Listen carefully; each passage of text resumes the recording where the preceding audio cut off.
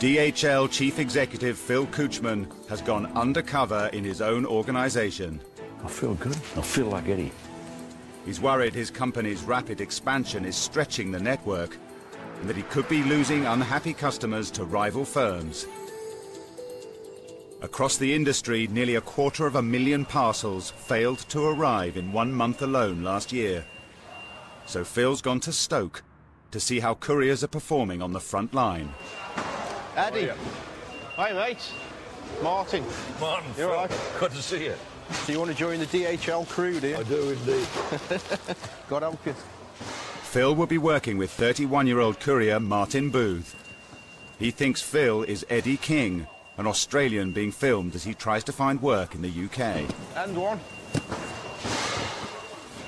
This depot delivers to customers in remote locations, but has seen a massive threefold increase in parcels since the boom in internet shopping. And Phil knows that if his company can't deliver to customers in far-flung locations, then other companies will. The expectations from the customers are high. I want to see how the couriers cope with long distances, taking shipments out to remote addresses, and the numbers of shipments going through Stoke are pretty high. I'm very interested to see how we're going to be coping with that kind of volume. In an average week, Martin covers over 600 miles across 70,000 acres, delivering right to the customer's door. Let's do this thing. He's expected to deliver 8 parcels every hour. They want you to deliver like Santa Claus and drive like Miss Daisy. Morning, you all right? The pressure that's on them to make so many drops an hour is tricky. The stop-start and the country roads and corners all the way. I mean, that's quite time-consuming and it's quite demanding. Hey, mate, you all right? That one for you. Here's your shipment, my friend.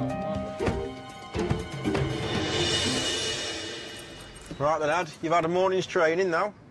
So how do you fancy having a go yourself and we'll swap positions for a bit?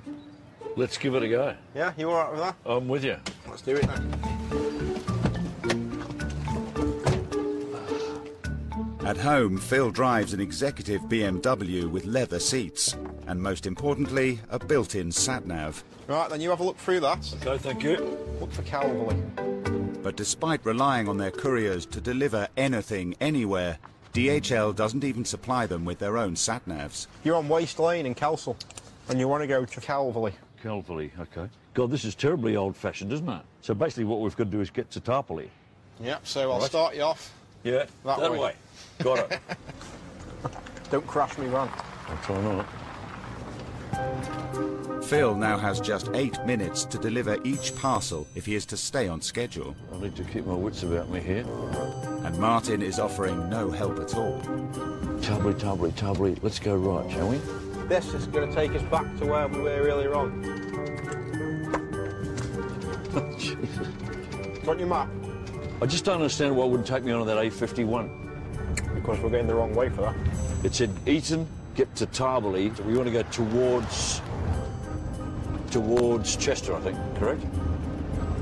No, the other way, that's right. Yeah, towards Nantwich. No comment. Could be here till Christmas with you. I know, the way I'm going, we will be. But no, don't worry. Getting my head down on that shelf for an hour. No, don't worry, I've got a good feeling now. Delayed deliveries mean dissatisfied customers, so managers keep a strict eye on their drivers' progress. Hello? Hello, bud, how you doing? Still in Tarpley. Where are you? Tarpley. Having a laugh, aren't you? No. Because my mate's lost. He can't find the stops. Your mate's lost? He can't find where he's going. Phil finally manages to make his first delivery, some 30 minutes slower than Martin would have achieved. Sorry about that, I'm new. Cheers. Thanks very much. Thank you, bye. The speed we were going today, I don't think we would have got round the route, if I'm totally honest. So he needs to speed it up a bit if he wants to get into this game. Too many late deliveries and vital customers could move to rival courier firms, so Martin is back in the driving seat. The missing sat-navs are not his only source of resentment. Martin's heard rumours about the company's Telford depot, just 40 miles away. Well, the theory is, down the road in Telford, the starting wage is about £3,000 more a year. If that is the case, that they're earning more, I don't think it's very fair. No, no. Well, at the end of the day, all Exploring. you want is to be paid for the job you're doing, isn't it? If you're working hard every day and doing the best you can for the company, Absolutely. you'd hope that you're paid the same as your colleagues. Absolutely. I would want to be paid the same as they pay me in Telford. But if I was in your shoes and I heard that, I'd go straight up to the manager and I'll say, what's going on here? Tell me. I need to know. Really. I think you English are too polite. It could be that. It's news to Phil that DHL aren't paying workers fairly. And so he's discovering that it's not just customers, but also good workers that he could be losing to rival firms. The rumour that Telford get paid more than Stoke couriers really needs some investigation. Were I an employee in that position and I knew that there was such a difference in my salary and the guy up the road, I'd be pretty demotivated, I think.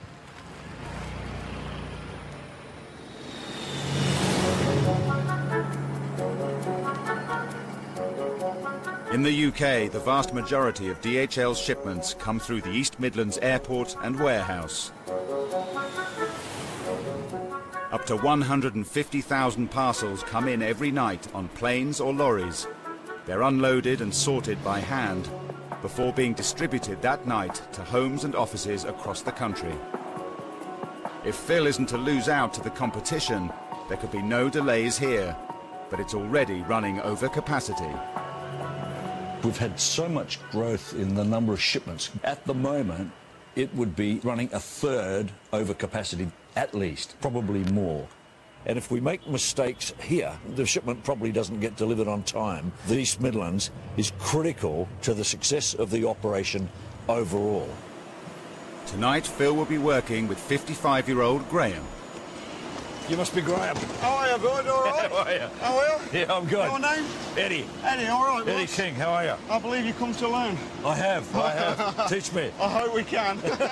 As from this point, you're going to learn. Graham has no idea that his new trainee is the chief executive of DHL. Good stuff. We're quite busy at the moment. Yeah. He's one of 270 people working against the clock to move the parcels through the warehouse, either onto lorries for UK distribution or onto planes for international delivery. As the freight comes in, we're just trying to keep it as clear as we can.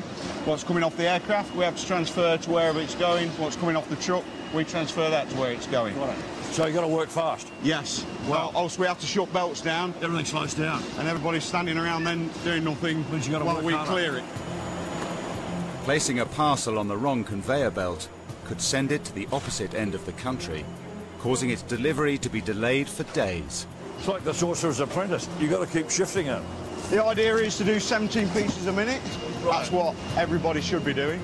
To keep up, workers are expected to process 17 parcels every minute, and it's no different for the chief executive of the company. From now, I'm going to start timing you. Go. Right, go. 5 seconds. What? This one hasn't got a thing on it. Where? 10 seconds. I'll do that one later. Notice that. If parcels get mis-sorted here, it results in lots of unhappy customers. To be honest with you, that one I understand. 17 a minute. And there are plenty of rivals keen to offer them their services. That's 4. What can I say? I can't 3. find enough. 4. 4 a minute. I don't think you'd actually pass. That was terrible. With a speed of just 4 parcels per minute, 64-year-old Phil wouldn't get a job at his own company. It's not quite up to spec. I'd expect more, but new age. How many people have you got here? On this area, we usually have 5. And do you find that people can cope with it?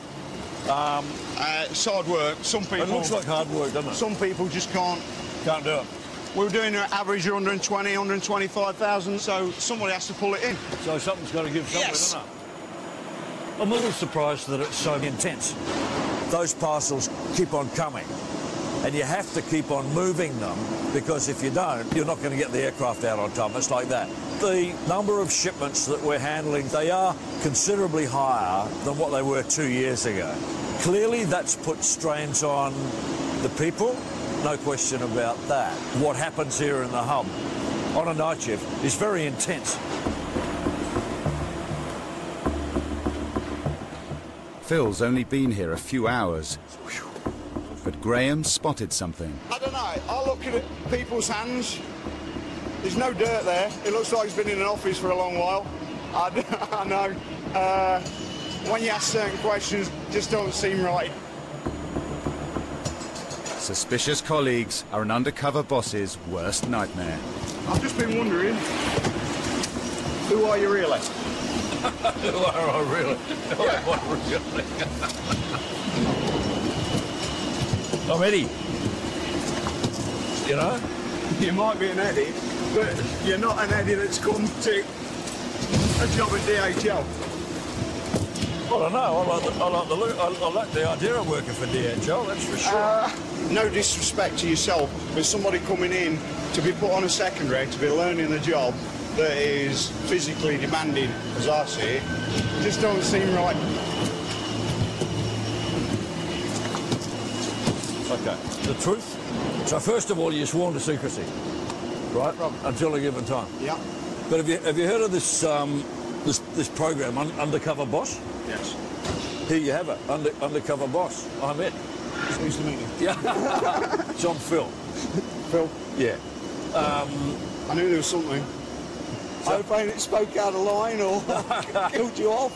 Graham might have guessed his identity, but Phil is keener than ever to hear his views. And boss or not, Graham is not one to hold back. I've asked to get senior management team to come down and have a look and see what we do. And I got, well, there's no need to, because it's working. It's working because they're working hard and they're working well. It's a big, tough job that you guys are doing It's here. a mega job, definitely. Yeah. You think, I'm a number, I'm coming in to work and I'm going home. Yeah. That is a genuine feeling. Yeah. Why don't you ever come upstairs and praise the girls, last team, what they're doing? Yeah. And that would mean a massive amount from just one boss to say, thank you. I hear what you're saying. Discovering that not just customers, but workers in a key part of his industry feel underappreciated is quite a shock to CEO Phil. As the company has grown, it's become more impersonal, and an employee can be in danger of being too far away from management and just a number. I'd be disappointed if all the employees in the organisation felt unhappy. Phil wants to continue his mission, but being unmasked so early has put it in serious jeopardy. Graham looked me in the eye. I knew that I had to confess. I sincerely hope Graham doesn't divulge any of this to anybody else, because it will really compromise this mission. It's just not going to work if anybody finds out about it.